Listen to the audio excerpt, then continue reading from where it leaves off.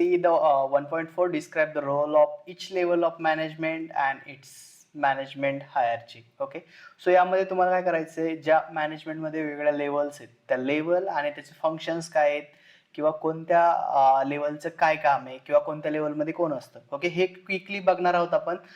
जास्त टाइम आपण डिस्क्राईब करण्यासाठी स्पेंड करणार नाहीत. आपलं प्रायमरी जो ऑब्जेक्टिव्ह आहे या व्हिडिओचा तो असणार आहे की IMP क्वेश्चन्स बघणं. ओके, आणि क्वेश्चन्स ओके, सो टोटल किती लेवल आहेत बघा इकडे, टोटल 3 लेवल आहेत. Okay, top level, middle level आणि लोअर लेवल मॅनेजमेंट, आणि त्यानंतर एक आहे non managerial person. Okay, so या ज्या लेवल्स आहेत हे आपण बघणार आहोत. त्याची हायरची कशी असती, जो टॉप लेवल असतो यांच्याकडे हायेस्ट ऑथॉरिटी असते, त्यानंतर मिडल लेवलकडे, त्यानंतर लोअर लेवल मॅनेजमेंटकडे. आणि याचे जर तुम्ही नंबर ऑफ पर्सन्स बघितले, टॉप लेवलमध्ये तुमच्याकडे खूप कमी पर्सन्स असतात, राईट. त्यामुळे इकडे दाखवलंय की इकडे जी क्वांटिटी असेल ती कमी असेल, त्यानंतर मिडलमध्ये थोडंसं जास्त असेल, त्यानंतर लोअर लेवल मॅनेजमेंटमध्ये अजून थोडे जास्त असेल. आणि त्यानंतर आता टॉप लेवलचं फंक्शन काय आहे की ऑर्गनायझेशनचे गोल सेट करणं, ऑर्गनायझेशनची स्ट्रॅटेजी बघणं, ऑर्गनायझेशनला डायरेक्शन देणं, इम्पॉर्टंट डिसिजन घेणं, आणि हे जे बाकीचे आहेत यांच्यावरती कंट्रोल ठेवणं आणि त्यांचा परफॉर्मन्स मॉनिटर करणं, right. Scan the external environment for opportunities and threats. जे टॉप बिझनेस गोल असणार, राईट, किंवा जी बिझनेसची स्ट्रॅटेजी असणार त्याला त्यासाठी कोण रिस्पॉन्सिबल असणार, तुमचं टॉप लेवल मॅनेजमेंट. त्यानंतर मिडल लेवलमध्ये काय, link between top and lower level management. म्हणजे हे मिडल मॅनेजर काय करतात, या लोअर मॅनेजरचे जे पर्सन्स आहेत यांचे रिपोर्ट घेतात आणि ते टॉपला पाठवतात. यांचे काही प्रॉब्लेम्स असतील जे मिडल लेवल मॅनेजमेंट सॉल्व्ह नाही करू शकत, ते मग टॉपला पाठवणार. त्यानंतर implement top level strategies and policies. Even middle लेवलचे मॅनेजर सुद्धा ज्या काही स्ट्रॅटेजी असतील किंवा ज्या मिड लेवलच्या पॉलिसीज असतील त्या डिफाईन करणार. त्यानंतर motivate and coordinate lower level managers. यांना मोटिवेट करणं, यांच्यासोबत काम करणं, यांना वर्क अलाउट करणं, हे काम कोण करणार, मिडल लेवल मॅनेजमेंट. त्यानंतर responsible for resource allocation within their division and department. त्यानंतर लोअर लेवल मॅनेजमेंटचे फंक्शन काय, directly manage work force and task. हे काय करतात, जे वर्कर असतील किंवा जे सर्वात इंडिव्हिज्युअल पर्सन असतील त्यांना डायरेक्ट करणं, त्यांना मॅनेज करायचं काम कोण करतं, लोअर लेवलचे मॅनेजमेंट. त्यानंतर supervise and coordinate operative workers. त्यानंतर ensure quality of work and output. हे जे लोक आहेत, हे जे काम करतात ऍक्च्युअली वर्कर, यांची क्वालिटी ऑफ वर्क आणि त्यांचं आउटपुट किती निघतंय हे मॉनिटर करायचं काम कोण करतंय, लोअर लेवल मॅनेजमेंट. त्यानंतर सर्वात शेवटी कोण असेल, non managerial person. Non managerial person म्हणजे काय की जे इंडिव्हिज्युअली वर्क कंट्रीब्यूट करतात, जसं की perform primary task of the organization, execute operational works and contribute skill to production and services. जे इंडिव्हिज्युअली कंट्रीब्यूट करतात. ओके, सो हा झाला स्ट्रॅटेजिक फोकस. ऑर्गनायझेशनची स्ट्रॅटेजी डिफाईन करणं, गोल डिफाईन करणं आणि ऑर्गनायझेशनला डायरेक्शन देणं, हे काम झालं टॉप लेवलचं. त्यानंतर टॅक्टिकल ऑपरेशनल फोकस यासाठी मिडल लेवल, आणि जे थर्ड असेल ते काय करणार, तुमचं ऑपरेशनल फोकस, म्हणजे जे डे टू डे ऑपरेशन्स असतील ऑर्गनायझेशन मधले त्यावरती फोकस कोणाचा असेल, लोअर लेवल मॅनेजमेंटचा. आणि जे खाली सर्वात शेवटी ते आहे execution and task focused, right. So हे तुम्हाला लक्षात ठेवायचे 4 level of management, top level, middle level, lower level, आणि सर्वात शेवटी जे वर्कर असतील त्याला म्हणतात नॉन मॅनेजरियल पर्सन्स. नाउ हा जो तुमचा 1.4 आहे, describe the role of each level of management in its management hierarchy, याच्यावरती आपण मल्टिपल चॉईस क्वेश्चन्स कोणते आहेत इम्पॉर्टंट ते बघणार आहोत. So let's see, the first question is, level of management is responsible for the survival and welfare of an organization. ऑर्गनायझेशनला survive करणं आणि ऑर्गनायझेशनचं वेलफेअर करणं हे कोणत्या लेवलचे मॅनेजमेंटचं आहे, तर बघा याच्यामध्ये सुपरवायझरी लेवल मॅनेजमेंट, त्यानंतर लोअर लेवल तर नसणार आहे, राईट. त्यानंतर मिडल लेवल पण नसणार आहे, एकतर टॉप किंवा सुपरवायझरी. तर बघा ऑप्शन्स काय आहे, करेक्ट आन्सर आहे top level management, option B. म्हणजेच काय की ऑर्गनायझेशनचं survival and welfare of organization यासाठी कोण रिस्पॉन्सिबल असणार, top level management. Question is dash dash act as a link between top and lower level of management. Okay, so याच्यामध्ये ऑप्शनची पण गरज नाहीये, टॉप आणि लोअर मध्ये लिंक म्हणून कोण काम करतं तर middle level management, right. Middle level management is work as a link between top and lower level of management. So the correct answer is option C, middle level management. Okay. त्यानंतर next question, dash dash is responsible for direct interaction with the workforce. कोणते जी management level आहे ती directly workforce सोबत interact करते किंवा worker सोबत interact करते, तर ती कोणती असणार तुमची? Lower level management. आपण बघितलं वर्कर सोबत डायरेक्टली इंटरॅक्ट कोणाचा असतो तर lower level of management. So the option is So the answer is option C, lower level manager. Dash dash is the function of lower level management, right? आत्ताच आपण similar question बघितला. Formulation company's vision नाहीये. हा जो आहे हा कोणाचा आहे? टॉप लेवल मॅनेजमेंटचा. त्यानंतर सेकंड ऑप्शन आहे रिप्रेझेंटिंग वर्कर ग्रीव्हन्स, हा असू शकतो. त्यानंतर सी काय आहे? Setting company's wide financial policy. Lower level management financial पॉलिसीमध्ये इन्व्हॉल्व्ह होत नाहीये किंवा ऑर्गनायझेशन गोल्समध्ये इन्व्हॉल्व्ह होत नाहीये, त्यामुळे हा पण नसणार. त्यानंतर ऑप्शन डी आहे approving merger and acquisitions. Approving merger means what? एखादी कंपनी तुम्हाला ॲक्वायर करायची किंवा दोन कंपनी असतील त्या मर्ज करायच्या, तर हे जे डिसिजन असतं मर्जर अँड ॲक्वायजेशन हे सुद्धा तुमचं टॉप लेवल मॅनेजर घेतं, त्यामुळे हा पण ऑप्शन नसणार आहे. सो या क्वेश्चन साठी जो करेक्ट आन्सर आहे ते आहे option B, representing workers grievance. Okay. So option B is the correct answer for this one. जे वर्करचे जे काही प्रॉब्लेम्स असतील किंवा त्यांचं जे प्रतिनिधित्व असेल हा कोण करणार? तुमचा lower level management. The next question is describe the role of operational manager in task assignment. Okay, so इकडे काय सांगितलंय की describe the role of operational managers in task assignment. They only assign task without supervision. हे नाहीये. त्यानंतर they avoid daily planning activities. This is also not. Then they guide workers and assist in problem solving. बघा, operational मॅनेजरचं जे task आहे ते काय असू शकतं की guide worker and assist in problem solving, हे असू शकतं सी. त्यानंतर ऑप्शन डी काय? They focus on a financial planning and instead of task allocations. Okay, बघा इकडे काय दिलंय? It is a operational manager, म्हणजे हा कुठेतरी ऑपरेशन मध्ये इन्व्हॉल्व असणार, इकडे फायनान्शियल प्लॅनिंग मध्ये नसणार, त्यामुळे हा डी आपण कॅन्सल केला. त्यानंतर बी कॅन्सल, ए पण कॅन्सल, तर आपला ऑप्शन कोणता उरतो? Option C, they guide worker and assist in problem solving. So the correct answer is option C, they guide worker and assist in problem solving. कोणाचं फंक्शन आहे हे? ऑपरेशनल मॅनेजरचं.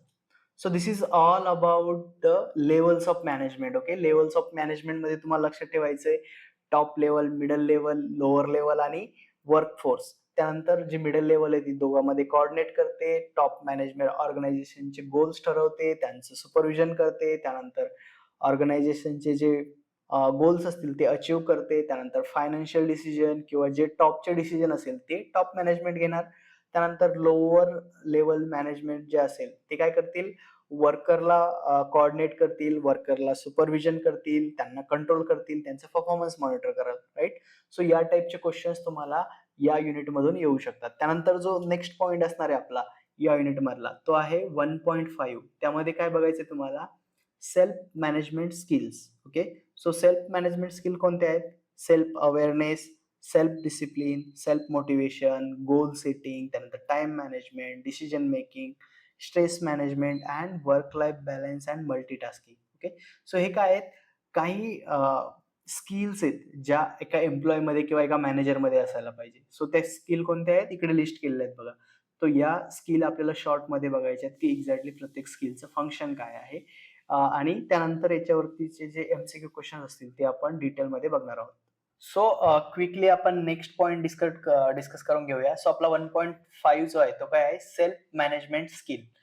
की मॅनेजमेंटमध्ये जे मॅनेजर पर्सन्स असतील किंवा वेगवेगळे लेवलचे मॅनेजर असतील त्याच्यामध्ये कोणत्या स्किल्स पाहिजे, राईट. सो फर्स्ट स्किल आहे self awareness. Okay, so self awareness means what? Understanding your strength, weakness, emotions and value, right. जो पण मॅनेजर असेल त्याच्यामध्ये सेल्फ अवेअरनेस असेल की he should be aware about his weakness, his strength, then emotions and values, right. त्यानंतर self motivations, set personal goals, positivity and build resilience. तो स्वतः self motivated पाहिजे, so he can do his or her job better. त्यानंतर time management, प्रत्येक person मध्ये individually irrespective of managerial positions time management ही एक self management skill तुमच्याकडे पाहिजे. त्यामध्ये काय की तुमच्याकडे मल्टिपल टास्क असतील तर you should be able to prioritize your task. जसं की आता सपोज तुमचा मॅनेजमेंटचा एक्झाम आहे, तर तुम्ही काय करता, मॅनेजमेंटचा स्टडी चालू करता आदल्या 1-2 दिवसापासून. जसं मॅनेजमेंट झाला आणि नवीन वेगळा सब्जेक्ट असेल तर त्याची स्टडी करणार. So you should be able to prioritize your task. त्यानंतर stress management, develop coping mechanism, practice mindfulness and ensure adequate rest. Okay, stress management आलं पाहिजे. त्यानंतर self discipline. Self discipline means what? Establish routine, remain consistent and manage distractions. Self disciplines, right. Even if you are doing your study, you should be self disciplined, establish routine. तुम्हाला study केव्हा करायचा आहे, कॉलेजचा timing काय आहे, तुमचा dinner time, morning breakfast, हे सगळं मॅनेज करून तुम्हाला काय करायचं, तुमचा स्टडीचा रुटीन तयार करायचा आहे. Then remain consistent throughout the semester तुम्हाला स्टडी करायचं आहे, राईट. असं नाही की एक्झामच्या 2 दिवस आधी तुम्ही स्टडी करणार आहे. सो ही सुद्धा स्किल मॅनेजरमध्ये ॲज वेल एज तुमच्यात पण पाहिजे. सेल्फ डिसिप्लिन मध्ये अजून काय, कन्सिस्टंट, राईट. त्यानंतर मॅनेज डिस्ट्रॅक्शन्स, जे प्रॉब्लेम्स असतील किंवा काही नॉईज फॅक्टर असेल त्याला इग्नोर करायचं आणि जे तुमचं काम असेल ते कंटिन्यू करा. So it is called as a self discipline. Then goal setting, then define a specific, measurable, achievable and relevant and time bounded smart objective. Goal कसे असले पाहिजे, स्मार्ट गोल असले पाहिजे. डिफाईन स्पेसिफिक गोल पाहिजे, तो मेजरेबल पाहिजे. त्यानंतर तो अचिवेबल पाहिजे आणि रिलेव्हंट आणि टाइम बाउंडेड, मीन्स तो विदिन टाइम फ्रेम मध्ये कम्प्लीट झाला पाहिजे. जसं मग गोल काय देणार तुमचा, की I will pass 6 semester exam, right. हे तुमचं गोल झालं का नाही, तुम्हाला काय सांगावं लागेल, I will pass my 6 semester exam in this year only, right, by the June of 2026, right, and with 85% of marks. म्हणजेच मेजरेबल 85%, त्यानंतर अचिवेबल 85 तुम्ही घेऊ शकता. असं नाही म्हणणार की मी 110% मार्क घेणार, right.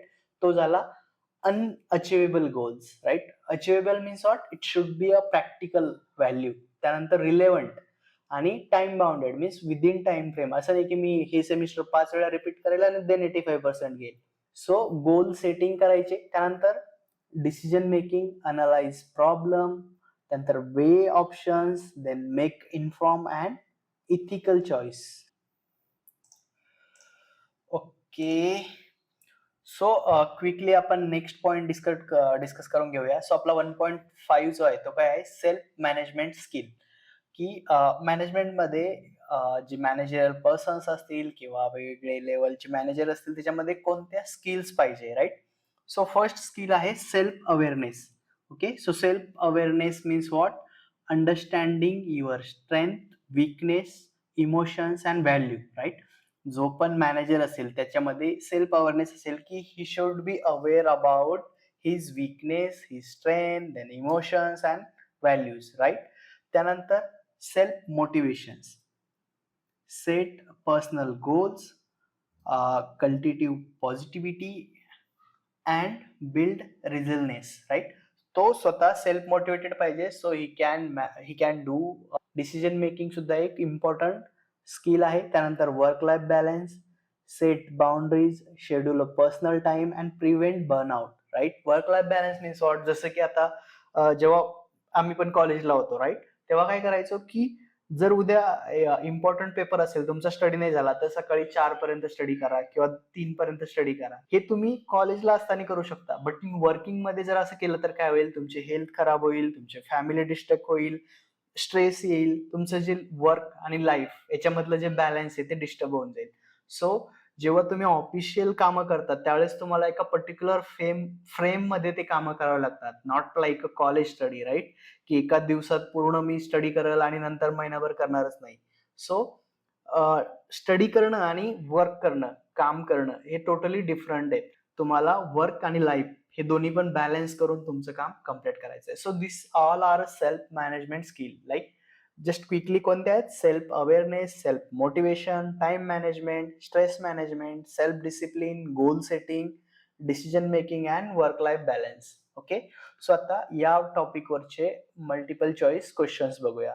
Okay, so let's see the multiple choice questions from this topic. So here is your first question.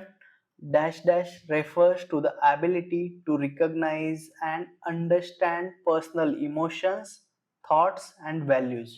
Ability to recognize, understand personal emotions, thoughts and values. Okay, so options बघूया. Time management, यातला कुठलाही point related to time management दिसत नाहीये. Then आपण तो simply option cancel करूया. Then self discipline, understand personal emotion, thoughts and value हा असू शकतो. त्यानंतर सेल्फ मोटिवेशन आणि स्ट्रेस मॅनेजमेंट. सो या क्वेश्चनचा आन्सर आयदर बी किंवा सी मध्ये असू शकतं. So let's see the options. So the correct answer is option B, self discipline. Self discipline means what? Ability to recognize and understand personal emotions, thought and values. हे काय झालं तुमचं?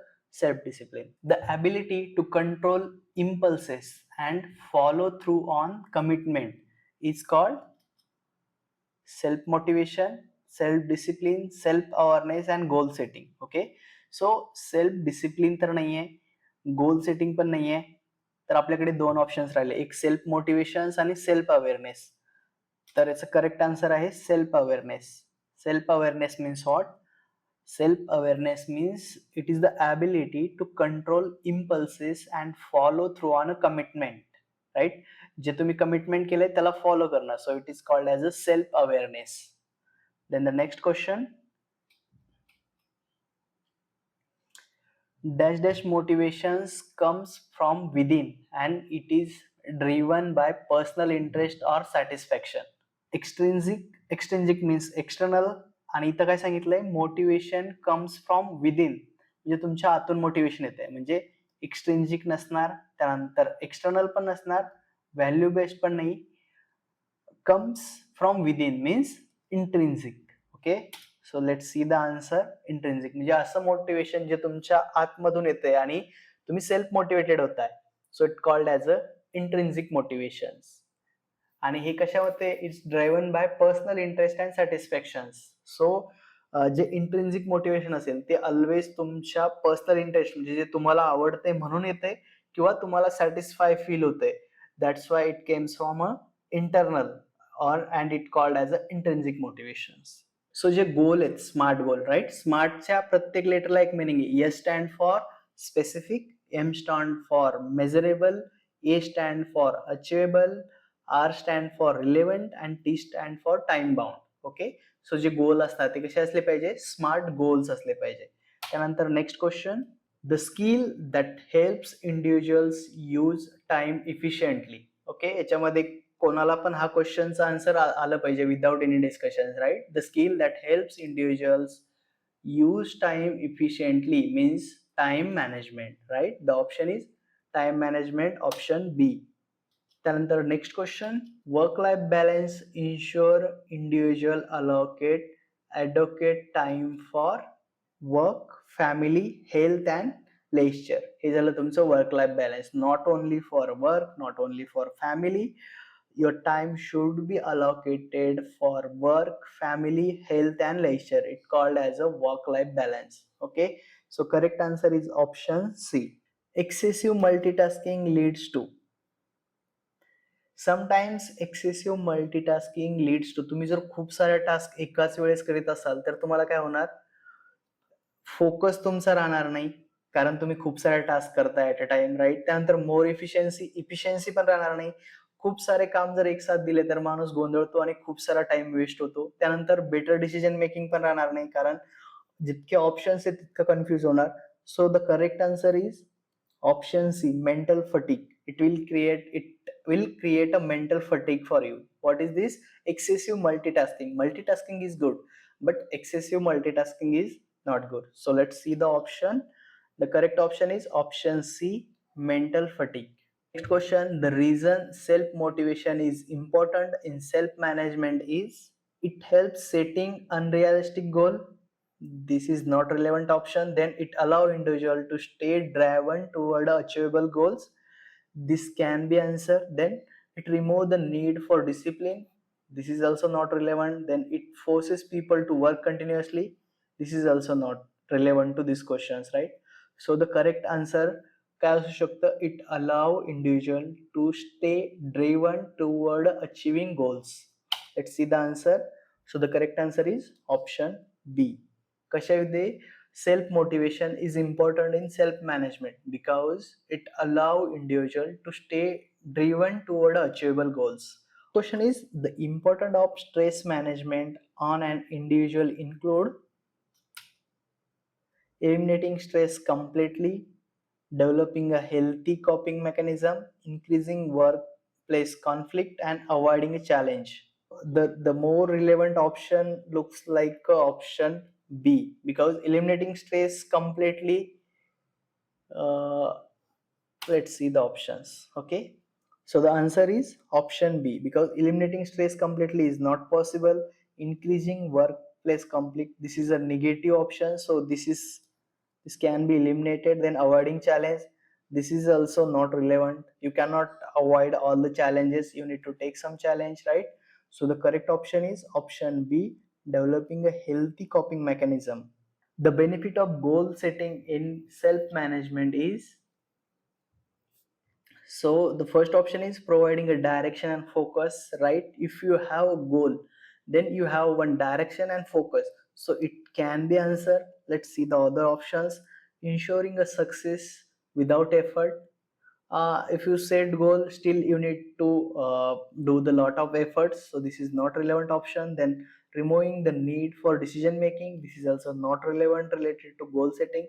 Then encouraging procrastination, this is also not relevant. So the correct option will be option A, providing a direction and focus. If you set some goal, then you have a direction and focus toward your goals. So that's why the goal setting is important, and the correct answer is option A, providing a direction and focus. Then the next question is the way to maintain a proper work life balance includes focus only on professional responsibilities. This is not relevant. If you want to maintain a work life balance, then working extra hours daily, this is also not the solution. Then setting boundaries and managing time effectively, so this can be the answer. And ignoring personal well-being, this is also the negative point, right? If you want work proper work life balance, then you need to set a boundaries, how much time you will allocate to your work, your family, your health. Then you need to manage that time effectively. So that's why the correct answer is option C, setting boundaries and managing time effectively. A drawback of multitasking is, so in multitasking it improve productivity. At some time it will improve the productivity, but not all the time. While doing a multitasking it will improve productivity. Enhancing accuracy in complex tasks, reducing focus and leading to error. They say drawbacks, right?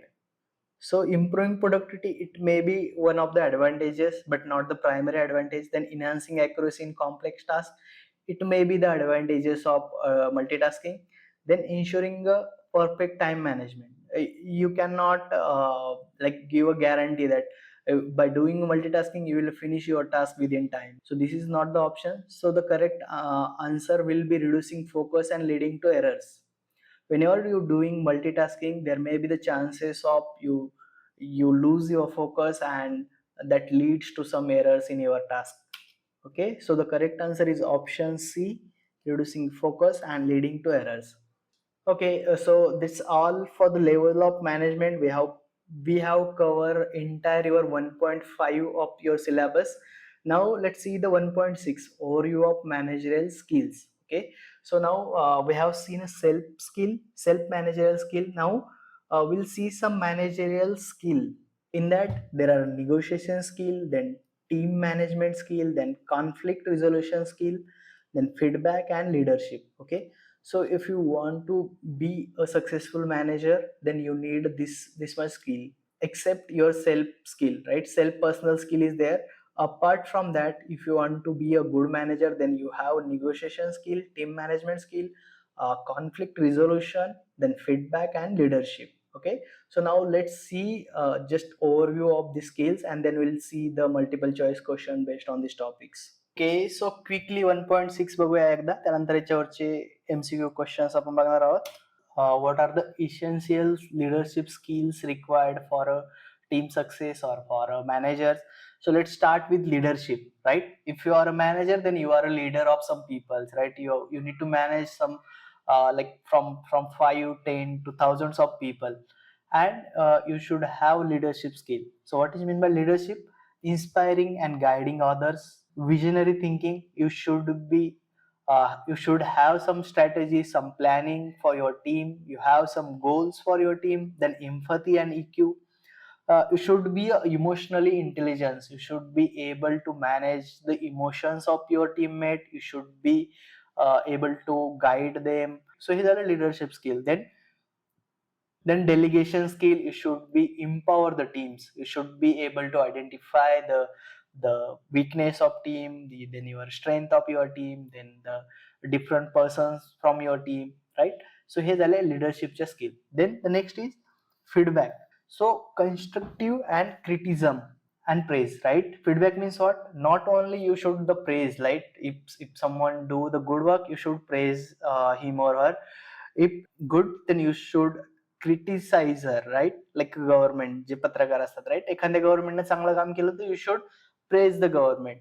If government is not doing their job, you should criticise the government. It's called as a feedback, right? मग तो positive feedback असेल, negative feedback असेल किंवा constructive criticism असेल, ते तुम्हाला ते मॅनेजरला देता आलं पाहिजे. त्यानंतर SBI model, situation, behavior and impact. त्यानंतर positive reinforcement, boosting moral, giving motivation, then 360-degree feedback, all around inputs. त्यानंतर conflict resolutions, resolve dispute constructively, right? जसं की आपण म्हणतो की आपल्याकडे आता काही प्रॉब्लेम आला तर जनरली आपण काय करतो, तुमचे प्रिन्सिपलकडे, कॉलेजमध्ये काही प्रॉब्लेम असेल तर तुमचे टीचर्स, डिव्हिजन हेड किंवा प्रिन्सिपल. तसंच कंपनीमध्ये काय असतं की कोणत्याही ऑर्गनायझेशनमध्ये एम्प्लॉयमध्ये काही कन्फ्लिक्ट असतील विदिन द ऑर्गनायझेशन, तर त्यांना कोणाला रिपोर्ट करावं लागतं ते कन्फ्लिक्ट मॅनेजरकडे. जसं बाहेर भांडणं झाले तर आपण पोलीस स्टेशनला जातो, घरातली घरात झाले तर आई वडिलांकडे जातो, कॉलेजमध्ये झाले तर प्रिन्सिपलकडे जातो. तसे ऑफिसमध्ये कोणाचे भांडणं झाले तर ते आधी मॅनेजरकडे जातात. So manager should be able to solve that conflict, आणि ते प्रॉपर कन्फ्लिक्ट रिझोल्युशन त्याने दिलं पाहिजे. त्यासाठी काही स्किल आहेत, मग इंटरेस्ट बेस्ड मेडिएशन असेल, facilitated dialogue, then Thomas Kilmann model, some models आहेत ते तुम्ही डिटेलमध्ये बघू शकता. त्यानंतर नेक्स्ट आहे निगोशिएशन स्किल. मॅनेजरला निगोशिएट करता आलं पाहिजे. Mutually beneficial agreement. Negotiation means what? Mutually दोघांनाही फायदा झाला पाहिजे आणि ते बेनिफिशिएट पाहिजे दोघांसाठी, राईट? निगोशिएशन म्हणजे असं नाही की एका साईडनंच असेल, राईट? जसं की सपोज तुम्ही एक मोबाईल कव्हर घ्यायला गेले आणि त्याने सांगितलं 200, तर तुम्ही त्याला 10 रुपये नाही म्हणू शकत, राईट? ती तुमची निगोशिएशन स्किल नाही झाली.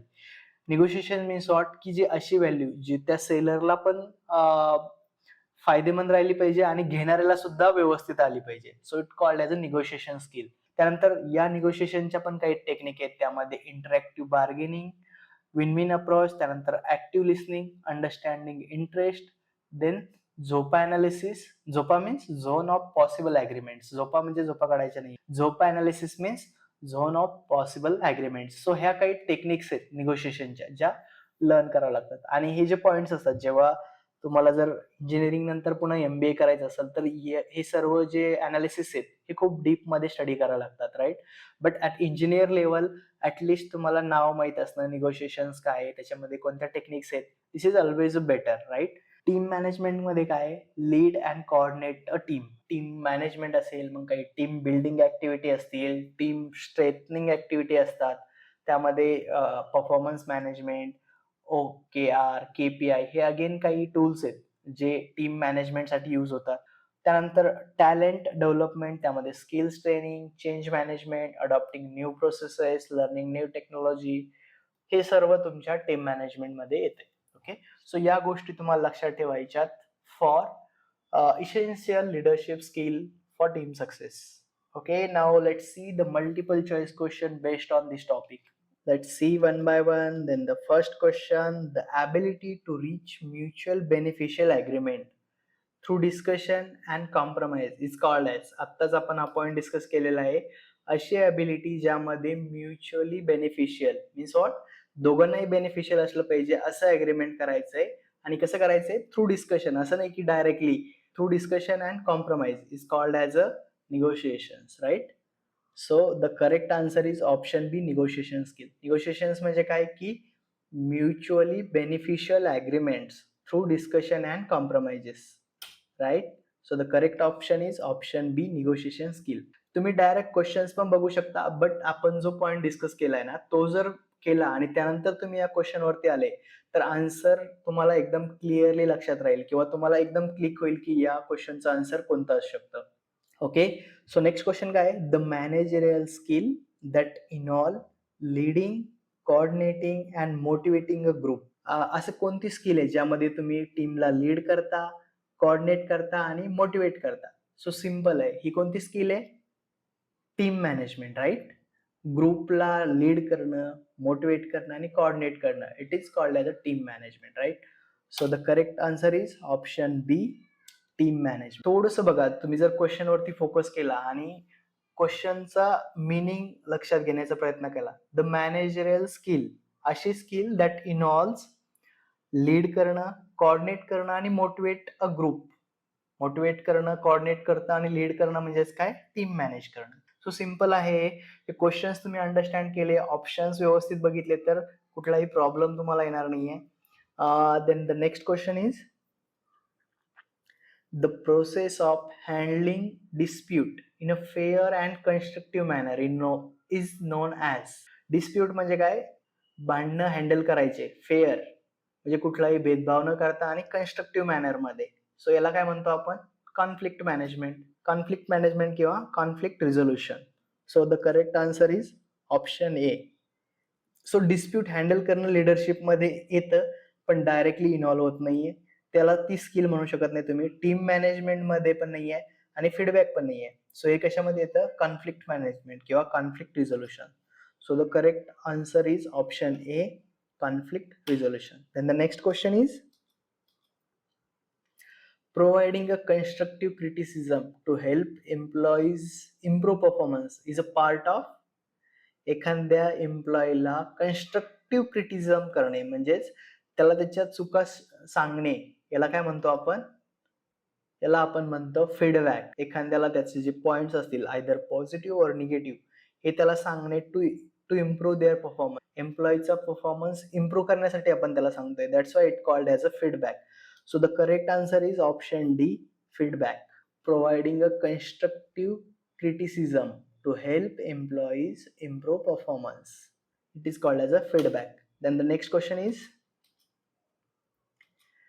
the managerial skill that includes inspiring, guiding and influencing others.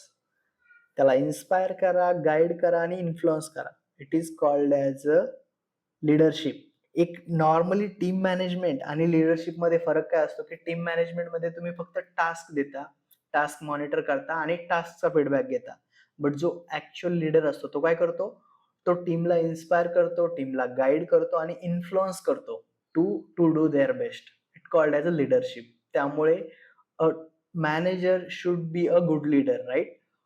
The reason negotiation skill are important in business is, what is the question here? Why the negotiation skill is important in business?